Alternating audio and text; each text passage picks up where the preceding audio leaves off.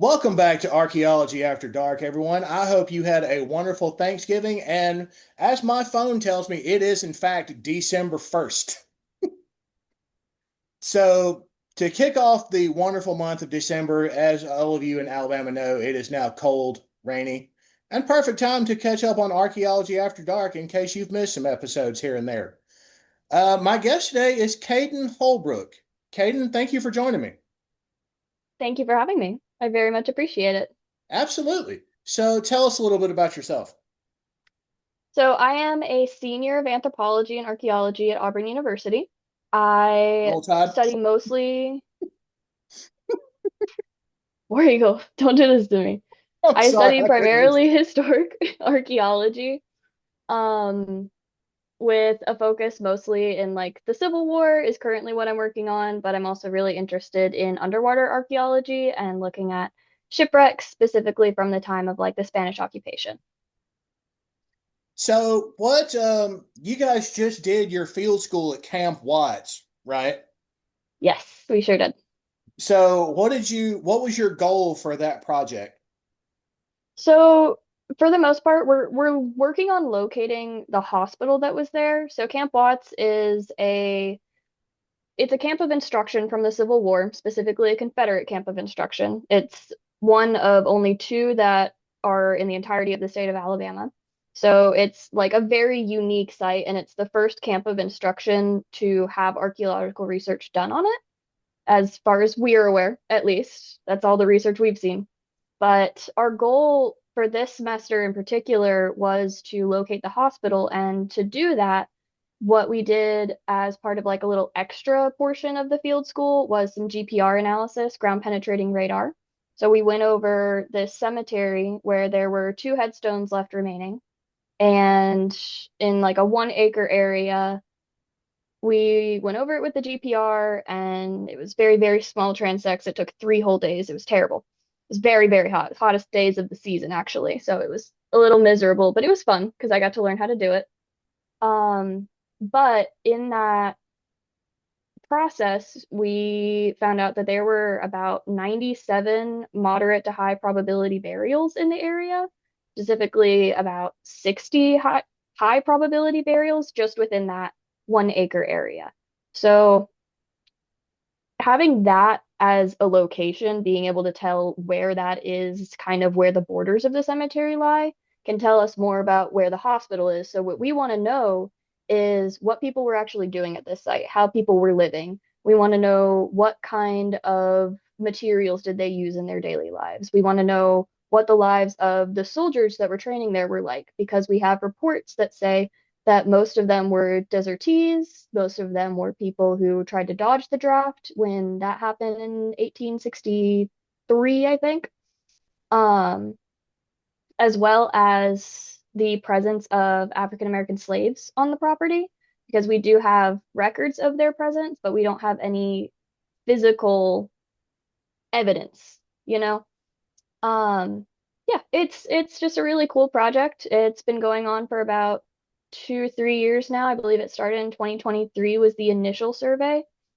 2024 was when the field school properly got rolling. They had students out there. It was a mess to catalog, and then we changed systems in 2025, and it's been a lot easier since then because we're just using coordinates just straight up. So that's been very nice and neat. Yeah, that's pretty much it on the project. I mean, it's still very much a work in progress. We have not located the hospital. We have located a tenant farmhouse, however, that we believe is from the era due to the presence of square cut nails and certain types of glass. Um, and then for the future, what we want to do next summer is kind of work more on more like seeing what is under the ground surface, specifically in the cemetery area, confirming those burials for sure using magnetometry, spectrometry, things like that. It's great to work on a university's budget because they can afford all the toys, right? I know it's so fun. We just got new metal detectors. That was a struggle to figure out, but they work so much better. I mean, that's something that everybody, they get into archaeology because they want to talk about, the the artifacts, but they also, don't take into account we have the coolest toys when we get to work outside. Yes. And I mean, that's part of what got me into it was the toys and the getting to work outside with all this really cool equipment. But I mean, even in our field, we have like we're using like dental tools to pick away dirt from certain objects. My professor was using lemon juice to clean rust off of a button so she could figure out what was inscribed on it. We figure out that it was from the Rifleman Regiment. That was like a big thing in the Civil War. So having one of those on the site, very important. Yeah, and that's something that, I remind people is when they go to, like, especially students, when they go to the dentist and get a new toothbrush, do not throw out the old one. Make Oh, sure it's clean, but also keep that old one because it's really good because the bristles on it are very soft and easy to use. Plus, yeah. And I mean, it's a free toothbrush. I mean, who says no to a free toothbrush? I got a toothbrush in my toolkit along with like got a little folding ruler, things like that. I mean, it's the tools of the trade are very fun to work with, especially when you have to make some of them yourself, like the bamboo bone picks. I don't work with bones, not yet personally, but it's interesting to see how we have manipulated the tools of other trades for our own use in this field. And so, for those of you who are getting ready to start doing your Christmas shopping for the archaeologist on your list, we always appreciate a good toothbrush or a folding ruler. Or a wire brush. Wire brushes are Ooh, very nice. yes. I like a wire brush. Not Yeah, for artifacts, usually. Some of them are like if you're working with like a really rusty piece of metal that it's okay if it gets a little scratched up. You have to see what's underneath it. Or, ooh, what's another thing I would add?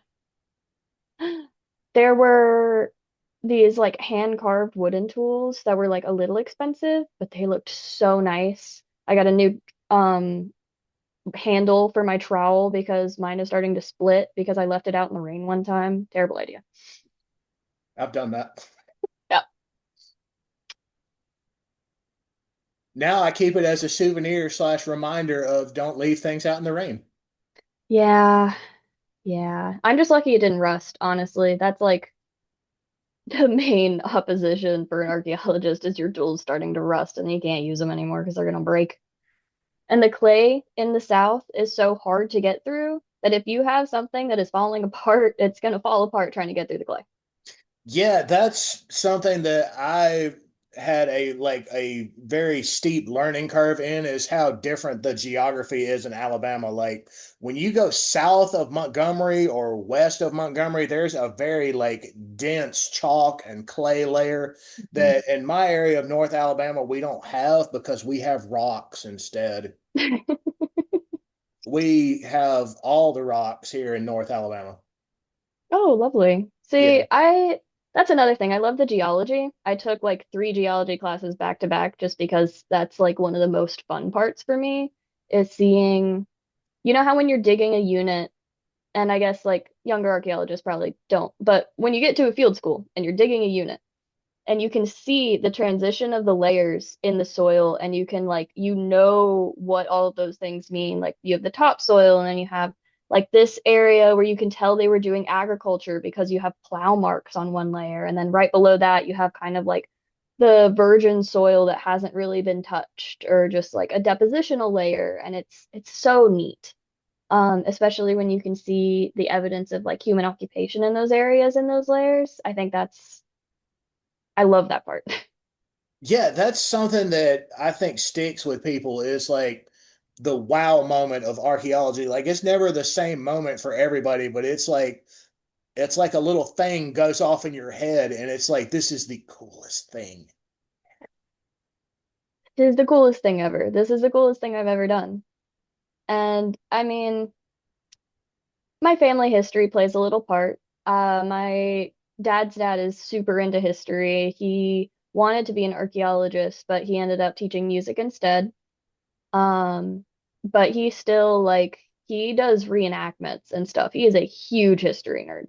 And so I get a lot of that from him. And he even got me an Indiana Jones hat when I told him that I was doing archaeology. And I was like, that's not really what I do, but thank you. I appreciate the sentiment. Yeah, and that's something I think people, that's another thing that you could do for people. Learning what practical field gear is in archaeology, like the leather hat, the leather fedora, and the leather jacket, especially here in Alabama, they are not practical, especially in the summer. Oh yeah, no. I mean, my first field experience, I went out there first in a tank top. I got sunburnt the first day I was there. Just bright red. Oh yeah, Terrible plan. I think I wore shorts on the first day too, after being told to wear long pants. That was just a mistake. I was like a junior or a sophomore, which makes me feel a little old. But I didn't listen. And I wore shorts on the day that we were just out there like looking at the field because I didn't want to be super hot if we were going to be walking everywhere. And I ended up like I ended up burnt from head to toe. Because the sun here is literally a laser. it is. And I ended up with bug bites all up and down my legs. So like when we're talking proper field gear, what to wear, it's like you need pants that are actually going to protect you. First of all, especially if you're kneeling, because my knees probably would have gotten really, really torn up from how much I was like kneeling down, sitting down, laying on my stomach at some points to look into a unit or a shovel test pit. Um, as well as like proper sun gear, like preparing for the climate that you're going to be in. Even though you know it's going to be hot, you have to make sure that you're actually protecting yourself. So, I mean, I went to the store, I went to like Ace Hardware or something or Tractor Supply, and I got like two different Carhartt sun shirts that were really thin, but would still protect me from the sun that is a deadly laser trying to kill me. Um, But yeah, I mean, just being prepared for and listening to your professor on when she tells you what to wear is probably a good idea. Because I learned very quickly to do that. Um, but it's just being down here in the heat is kind of hard to compete with because you're gonna end up sweaty either way. Whether you're wearing long pants and a long shirt or you're wearing shorts and a tank top, you're gonna be hot unless it's winter. And then the ground is hard and cold and it's rainy. And it's miserable. Yeah. So my the people I was in field school with, they love telling this story to other people. It was a cold November morning and it had rained for like a week straight. We were bailing out a test unit, and I took one good step to the left, and a friend threw an ice cold bucket of water on me. Oh, oh no. That's you were probably phew, I'm glad you didn't get hypothermia because Now, it's I got a lot of things. Hypothermia wasn't one of them. But yeah, those are the that's kind of things terrible. that, people they don't talk about doing or learning in field school, but watching where you're standing in archaeology is a real thing that people need to Oh learn. yeah. Yeah. I mean, I almost hit several people with a shovel because I'm trying to do my thing and they're just standing right behind me. You're gonna get hit if you aren't aware of where people are or like standing on the edge of a unit. Unit walls are so fragile. Oh yeah. And if you are not aware of where you are and how much weight you're putting, like someone was kneeling on the edge for like 30, 45 minutes and it started to sink. Yeah. And it kind of screwed us over. And it was like, dude, we said to not stand there. But yeah, no, being like cognizant of where you are, it's very much a spot where you have to really pay attention to what you're doing. And I mean, another thing you have to pay attention to is how fast you're going. Because if you're not paying attention to where you're at in the unit or where you're at in that test pit or how deep you're going with a metal detector test, you're going to miss something.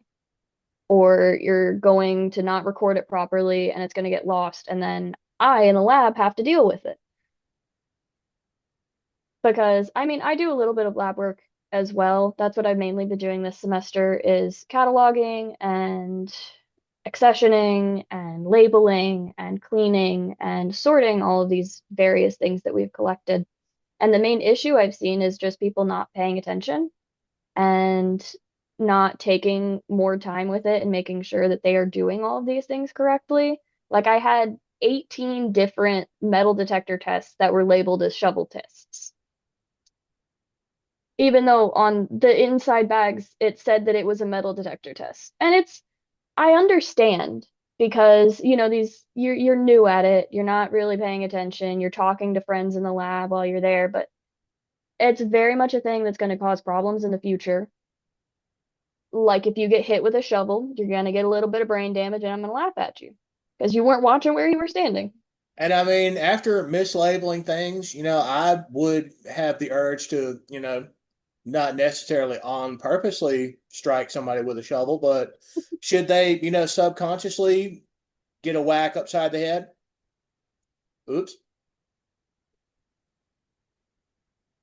No, but it's paying attention to what you were doing is also something I had to learn. I mean, this is terrible. I lost both my car keys and my trowel in that field, and then I had to search for them because I was not paying attention to what I was doing and what was on my person, and things just fell. And then they were gone, and then I had to look for them with my metal detector. It was bad. I found them. I found them both, which is good because you don't want a cow to accidentally step on your car keys and then you are out of luck in that regard. I had to get my dad to drive me home that day because I had to wait until the next day to go find them.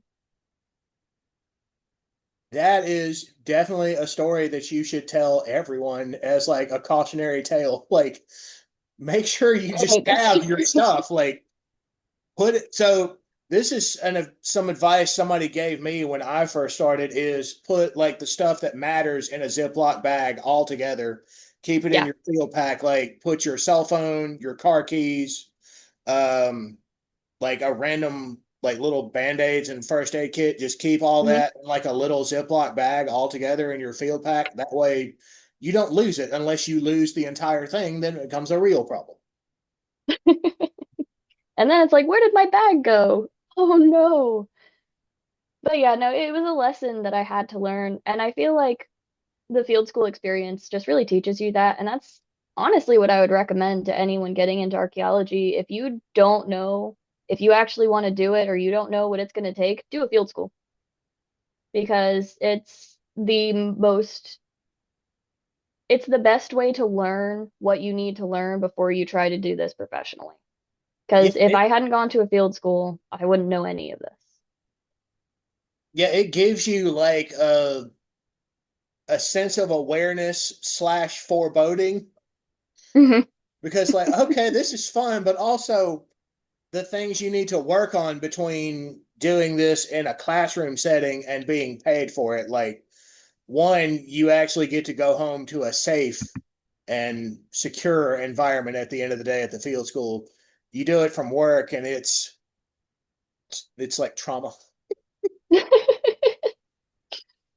Yeah. And I'm not saying this to deter people away from archaeology. I'm actually just saying this so that people go in with like both eyes open and they're not like jumping in blindly to a unit. Please don't do that. That's dangerous. Yeah. That's very dangerous. Please don't jump blindly into a unit. There could be a person, there could be a shovel. You don't know what's down there. There could be wild animals in it There if they left it there uncovered. could be. We had a rat at one point. Oh yeah. But no, it gives you like a realistic expectation of what you're actually doing and a realistic expectation of whether or not you personally can do that. Because I mean, when I first started, I didn't really think I could. I kind of went into it with the expectation that like, okay, this is a lot of physical manual labor that I'm not particularly used to. So, I worked out for a little bit before I went in. I tried to condition myself because we started in May. I started doing this in like April. Um, but just setting that like it sets you up for success in a way that a classroom setting simply cannot recreate. Yeah, and it's something that people who base archaeology off what they've seen in Indiana Jones, it gives you like a very like harsh awakening. Like, Yeah. my moment was Indiana Jones doesn't have to do paperwork. Why am I having to do? See, exactly. I had to sit there and fill out each individual form, coordinates, what the object is, what I think the object is, what the object's made of, where I found it, the depth, the metal detector that I used, and then you get into the lab. You have to do all of that again. Yeah, Indiana Um, Jones doesn't do any of that. no, essentially he just steals things, is what Yeah, I've learned. he's a terrible archaeologist. Like, I don't want Disney coming after me for saying that, but Indiana Jones is a terrible archaeologist Yeah, no, he's just taking art. It belongs in a museum. in its country of origin, Chief. Not the British Museum. We don't need No, to keep putting things in there. no, no. So, gear shifting a little bit. You just got back from SEAC where you presented on your camp what? Like, yeah, you did a poster and everything for it. How did that go? Oh, it was terrifying. So that was the first conference I'd ever gone to, and I was presenting at it, which is very scary. Um, but honestly, it went really, really well. It was in Baton Rouge. It was the Southeastern Archaeological Conference. For anyone listening from the Southeast, I would highly recommend attending. It is very fun and very long in some ways, but it's like nice. You know, So, it's long in a nice way. so promo for next year, it actually is going to be in Birmingham, Alabama. So we Yes. hope you will all join us for it. Yeah, I'll be there for sure because Hmm. it's so close. That's like 2 hours away. Yeah. But yeah, I mean, it was certainly a good, very much a learning experience for me of figuring out how to interact with the professionals in my field because I had no experience doing that, and that was a learning curve. Um, I mean, I met people who had written textbooks and articles that I had to read for class, and that was absolutely terrifying. Um, but then you meet them and it's like, oh, these are just people. These are just archaeologists. I mean, do you know T.R. Kidder? Yes. Yeah, Poverty Point. It's like the main thing he's known for, and you get up to talk to him about it, and he's like, oh, I don't know why everyone likes that one. It's not my best work. It's like it is actually like the most interesting thing I've ever read, but I'm I've based a portion of just my giving you life your on it, opinion. but yes, sir, carry on. Like that was kind of one of the things that made me want to do archaeology, but all right. No, but it's talking to these people is so it's scary at first, and then you actually speak to them, and they are just very most of them are very down to earth and very personable, and I mean they want to talk about what they've done. So you just get up there and ask them questions, and they will tell you. Oh yeah, they Um, will definitely. Yeah, so this is just from my personal experience of going to SEAC. If you start a conversation with someone, make sure you actually have time to stay in that yeah. conversation and you're not having to rush somewhere else. Because I made that mistake and shut the door a little too loud the next presentation I went into, and it was super embarrassing. Mhm, mhm. Um, there was an instance where I really wanted to go to a certain panel and I don't even remember what it was, but I got caught up talking to someone and we sat there, talked for like 30 whole minutes, and I was like, my panel. Well, but it was fun. It was really fun. I mean, from a student perspective, it was a lot. And it's a lot to do in just the like I think it was like 3 or 4 days that the conference actually ran. It was packed so tight of just like 8 in the morning. We're starting the symposiums and the presentations, and then it ends around like 5. And if you're going to presentations and symposiums and poster rooms and things that entire day, you're going to be exhausted. And then there's usually events afterwards, like SEAC specifically does a dance. That was very fun Oh and yeah, it's very that's all silly. good. Um,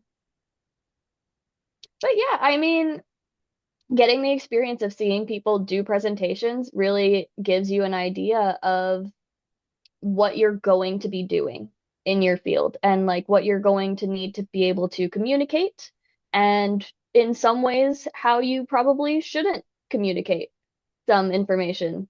I saw, I won't name names, and I'll be very nice when I say this, but I saw many a presentation where they were not very prepared. Um, and it honestly helped me prepare for my own Yeah, because I was like, okay, I need to not do a lot of that. But yeah, I mean, given the actual poster presentation was very, very scary. And when I got up there, it's just talking about the research that you've been doing for the past year or so. And it becomes pretty natural once you get the hang of it. I mean, I watched my professor do it one time, and from there I was like, all right, I got this. And then you just ramble until you have answered their question. yeah, that's like an experience I've had too. Is like you just get into it at the conference, but then people don't tell you that it's okay to like just take a break and Mhm. find somewhere quiet to decompress, even if it's in like your own hotel room, just for like 15 minutes to just like let everything set in from a conference. Yeah. It's okay to do that. Yeah, I mean, it is perfectly fine to take a break. I did that many a time because I'm an introvert for the most part.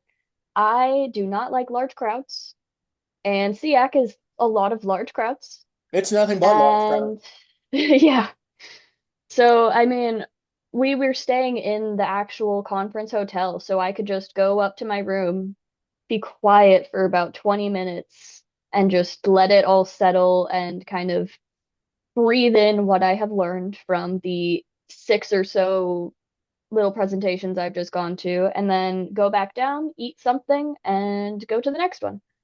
And by that point, like if you are too tired to go to afternoon presentations, and a lot of people are, I Oh yeah. noticed that is that many of the afternoon presentations were pretty empty, just because everyone's like, I've been here since 8 in the morning. I need dinner. Um, but it's a good experience to get as far as like I tried to go to as many as possible, and I definitely tired myself out doing that. But I mean, my professor was like, yeah, after we presented our poster, she was like, I'm taking a nap. I was like, so real. You go do that. And I honestly wanted to do the exact same thing. I know one of my roommates, she took a nap in the middle of like our third day just because she was so exhausted. And I mean, it's another thing to remember is that there's no pressure. There's no pressure at all to attend everything. You don't have to go to the dance if you're too tired after a whole long day of being at these things. Or you can, what I learned was using the program to actually pick out what you really, really want to see, trying to schedule that. And then if you don't make it to some of the others, you don't make it to some of the others. Like that's okay. You'll have a chance at some other point to see those, or you can look them up online if you really wanted to know. Yeah, I did that But too. My first time, I balanced it out between what I needed to see, like it was something relevant to what I was working on, as compared to like what I wanted to see. Like anything that was like 3D imaging or mapping, I was all about, just mhm. because that's what people are getting into now. And, those panels are always really well done. But also, if it's on like French colonialism in the Southeast, that's really relevant to what we do here in Alabama. So you got to make time to go listen to that. Or, Oh yeah. yeah, want to go see that, not make yourself go. You want to, because it's But good yeah, for you. it's good for you. It's good for your career. And I mean, going through the program beforehand, they release like a preliminary program. Look through that. And it'll definitely give you an idea of like, oh, there's a lot on here that's really, really relevant to what I'm personally doing, or oh, there's not that much. I can probably just like see these couple of things and I'll be okay. I can go get lunch. Um, but there's somewhat kind of like, at least I noticed this in some people where there was like a pressure to make friends with the people in your specific little area. Um, and there's not actually a pressure to be as social. as I thought there would be. Like a lot of people were of the very similar mindset to me, where it was like, yeah, we can talk about the stuff we're doing and then maybe not the stuff we're doing and just be people and we're good. And we're gonna go our separate ways and I'm gonna go lay down in my room. Um, but talking to the people who you're going to be like working with, specifically the other students. So I met so many grad and undergrad students there that I mean, I wanted to be friends with them. And there was one social event that we went to that was like just the volunteers who were helping out, who were like pretty much all students because we were student volunteers. We were helping out, and that waived our fee to get into the conference.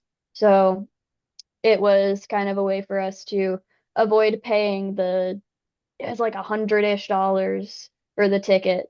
Um, so doing that and then being able to use that as leverage to sort of get into the community that you're going to be working with for the rest of your life, was very, very helpful. I don't know where I'm going with this statement. I'm really just talking, Oh no, but it's totally fine because I feel like this is, what it gives people like, especially students, like a real like look at what a conference is going to. Like when you're a student, the first time, a professor takes you to a conference with them, they don't always tell you they tell you what you need to know, but not what you want to know, like things to do, things not to do. Is it okay to take a nap in the middle of the day? it is Does okay my to take a hair nap look in the okay? middle of the day. Yeah. I mean, there was also like I saw people in all stages of dress. Nobody cares what you are wearing to the archaeological conference as long as you're not in your pajamas. Yeah, if it's like an 8 o'clock panel session, you see people at their most natural, and that's kind of what I go to conferences Yep. for. They're like, It's Daniel, I'm all for your pleasant attitude. Just not now. um but I mean, to put it in the words of my professor, you will see people who look like they just came off of the field site, and you will see people who look like they're about to go to a black tie dinner. It is a variety, and it really doesn't matter that much. As long as you look pretty much presentable if you're giving a presentation, you're fine. And that was like the main question that the people I went with had was, what are we supposed to wear? Just look nice. You can wear jeans, a nice shirt, one that's not stained. And people who aren't archaeologists don't know how hard it is to keep a shirt stain free. Oh, especially here. We have that red dirt. It's terrible. Oh yeah, there's like a whole like my field pack it was black and now it's like a brownish color from the red clay stains, and I treat it as like a Super Bowl jersey now. Yep. I'm gonna frame it when I decide to retire. No, I have the bag that I took, and I mean I had gloves and they were at one point they were red, white, and black, and now they're mostly kind of like dusty brown orange. It covers everything. It does. So, what did you enjoy? Like, don't use any names or anything. What's one presentation that you went to at the conference that you liked? Oh, ugh, I liked most of them. There was someone who did a presentation on DNA analysis in the soil of a specific site. That was so incredibly interesting because, I mean, going into that, I am not a bioarchaeologist by any means. I mostly do metal and gun parts and rock, um, and occasionally ceramic. I love ceramics, but that it was so interesting because they used some sort of like chemical to extract the DNA from the soil. And I took notes on it. I don't know where those are now. But it was like they had cleaned off and like bleached, I think, spoons to collect soil samples, put those in a sterile bag so that they couldn't contaminate with their own human DNA.